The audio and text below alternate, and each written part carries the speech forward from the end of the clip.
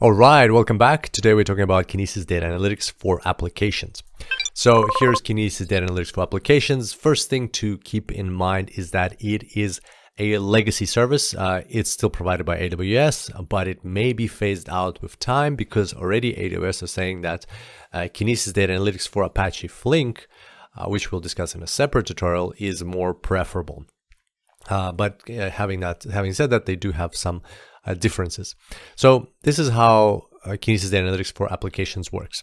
You can ingest data from Kinesis Data Streams or Kinesis Data Firehose. It goes into in-app input streams, which you can then process with SQL code. So basically you can write your typical SQL queries. You can aggregate the data, process it in certain different ways, and get insights from the data using SQL. You can also pull in data from a static S3 bucket, which would be reference data. So imagine you're streaming data from Kinesis Data Streams or Firehose is data about a computer game and what actions players are taking, and then in that streaming data you only have the player ID and then lots and lots of actions and things that they're doing.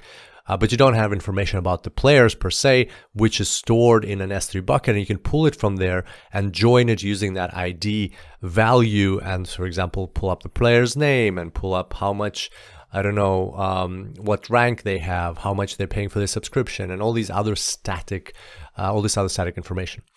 Then from the SQL code, that data goes into in-app output streams, and also there's an in-app error stream. So remember that for the exam, that there is an in-app error stream for catching errors.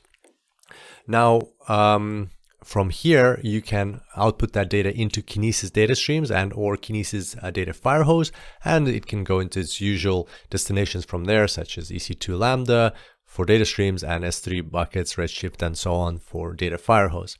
So that's in a nutshell how Kinesis Data Analytics for applications works.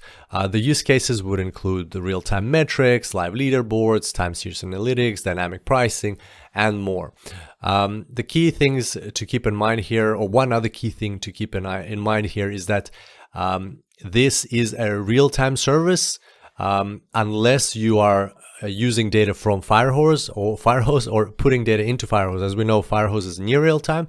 So if you're integrating it on one or the other end with Firehose, then it becomes near real-time as well because of Firehose itself. But otherwise, if you're just using it with Kinesis Data Streams, then it is a real-time service. And the other thing is that it is a legacy service, but it still can come up on the exam, so it is important to remember these things. Here's a quick summary of what we discussed. I look forward to seeing you back here next time, and until then, enjoy the cloud.